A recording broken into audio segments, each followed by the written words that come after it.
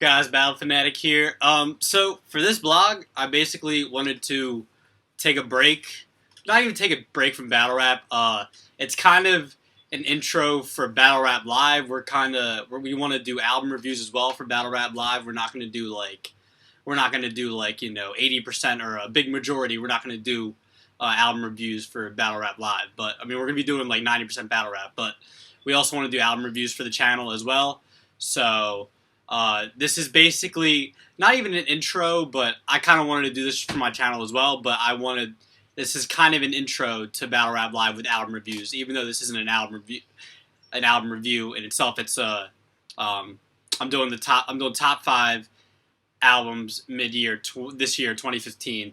I've only listened to about 15, 16 projects this year. I haven't listened to as much as I did last year or 2013 as well. I haven't listened to as much projects, but I've listened to about 15 or 16 projects. So I'm gonna do a top five out of that. So another thing, I'm not gonna be going into description at a huge, really long description as to why I like each one of these albums. I'm just gonna give you my top five, and I'll give you a little 30-second whatever thing why I like the album, whatever, what I don't like about the album, what I like, what I really like, what I love, what I hate, whatever. You get the picture. So yeah, coming in at number five. Number five is King Los, God Money War. This was Los's, I guess, his debut. He said at first he didn't think this was going to be his debut. He was going to go with something else. I forget. He said it in one of the Breakfast Club interview. He said he wanted to do something else with the album, but he was going to make God Money War a mixtape, and it ended up being an album. I like the concept. I like the God Money War things that are happening in life, especially the intro. I love the intro War. Basically, like the first 6, 7 tracks from War to Black Blood, even Glory to the Lord. I really like all 7 of the tracks. The first 7. The last like 6 or 7 tracks I wasn't really into. I like Confident. I like that song, but the last 7 tracks on that album, they just didn't flow well to me. There were a couple it seemed like they were radio records. Can't Fade Us. I mean, it's a banger. That's cool for the club or in the car or whatever, but for cohesively for the album as a whole, it didn't gel well for me. I didn't really like the last 7, but there were some records within the last 7 that I did like, but most of them I didn't love. But I like the concept of God Money War. I like what he was. He put a message out there. He tried something different, which is what many rappers aren't doing these days. Not a lot of rappers are they're portraying a lifestyle they might not actually live. So yeah, I didn't want to go in too long with that. I went a little too long, but King Los, God Money War was number 5. Coming in at number 4,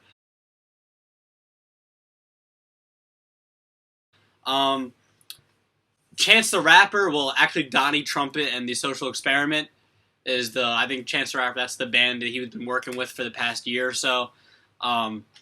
I like this. I like the project a lot. I liked it sonically, musically. I like the features he had on it. I think he had Busta, J. Cole. It was much different from acid rap, definitely. But I like the route he took with this album a lot. Um, and I definitely, this isn't what I anticipated. I liked it. I didn't love it, but I did enjoy it a lot. I found myself replaying it. I think this dropped maybe a couple months ago. I think maybe a month ago. I'm not sure. I don't remember. But definitely an enjoyable album. Not as good as acid rap to me, but I liked it. So that came in number 4. Number 3,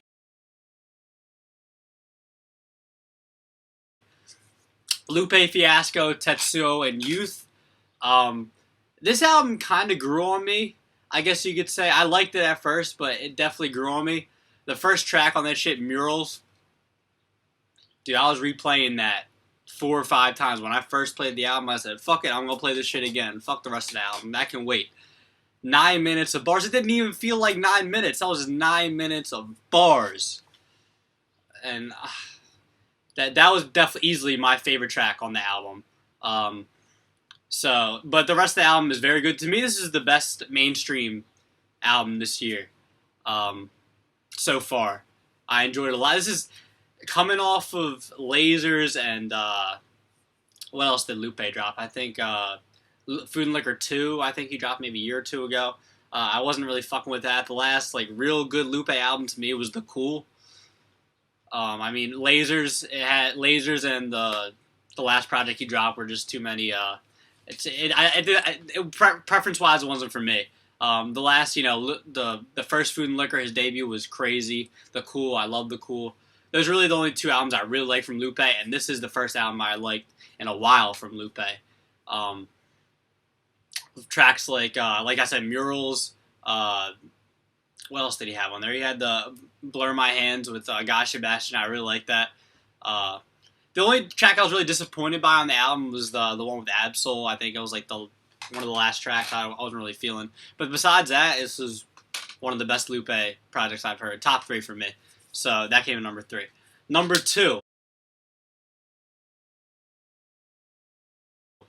It just dropped, so maybe I'm also maybe being a little biased here because I'm a big Vince Staples fan. But number 2 is Vince Staples' Summertime '06. It was a 2-side album. It was 10 tracks each, or it was a 2-disc. It was 20 tracks. I really like this a lot. I liked it a lot. I love how he did. I love how he made this project. Side A, or the first 10 tracks, I loved. Love that. Too good to me.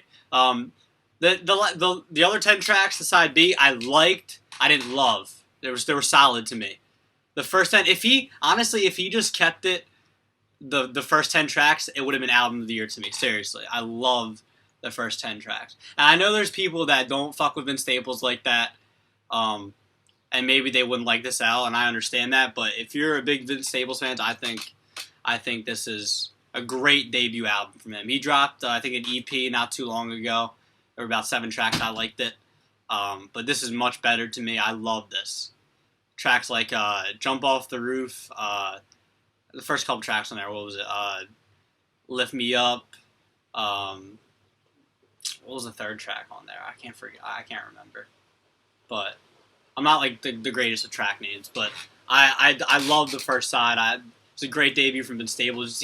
To me, he was the only worthy artist of making the Double XL freshman cover. I mean, most of those other guys, Fetty Wap and all of them, are just they're a different type of hip hop. They're mainstream, whatever. I just don't really fuck with them like that. But Vince Staples was the only artist worthy to me of making the Double XL freshman cover. And I can't even say that because I haven't listened to like half the guys on the Double XL freshman cover, but most of them have been on like the radio, and I'm not really a big radio guy. I listen to radio, so I wasn't thrilled with the other guy in the Double XL freshman cover, but that's besides the fact. So yeah, I really like the Vince Staples project. If you haven't listened to that, please go check it out. It's a very good project for me. To Pimp a Butterfly, Kendrick Lamar. I love this album. It seemed like when this album dropped, it was half and half, or it wasn't even half and half. There was no in the middle. It was either you loved this or you hated it. And I could see people that didn't like it. Sonically and musically, I liked a lot. It had a very jazzy feel. He definitely tried something different with this album, which I loved. He experimented, and to me he hit perfect. I love the message on it, especially the outro with the Tupac interview. That was unreal to me. I love for the most part, I love the whole album. I love the message. I love the conceptually, it was crazy. I just love how Kendrick tried something different, and it hit for me. And I understand it might not have hit for other people, and they really didn't like it that much, because it didn't seem like there was really in the middle. It was either you liked this project a lot, or you didn't like it at all. So, but this was a 9 or 10 out of 10 for me with this album from Kendrick. And to me, he hasn't made a bad project yet. He's on the right track to me. He's lyrically top 5 easily to me. TDE wise, he's the best, not close. And like I said with Lupe, that was the best mainstream album. This, I mean, could you say this is a mainstream album? I mean, there are songs that got on the radio from him, but it's because he's already big. So maybe some of these songs wouldn't have got on the radio just because he was already, maybe if he's not where he is now. Maybe these album, the All Right and King Kunta, maybe they wouldn't have been on the radio, being where he's at now. So yeah, but that's it. That's my top five. Let me know what your guys' top five albums are mid year this year. Um, please go subscribe to PG Bloggers channel. Subscribe to my channel. Um, shout out to all the PG Bloggers. Look out for Battle Rap Live. I think we're going to be doing a Redemption and URL Traffic. We might not be doing traffic predictions, but we're definitely doing Redemption. And the traffic, maybe the traffic predictions as well. But look out for that. And yeah, that's about it. Please go subscribe to the channel.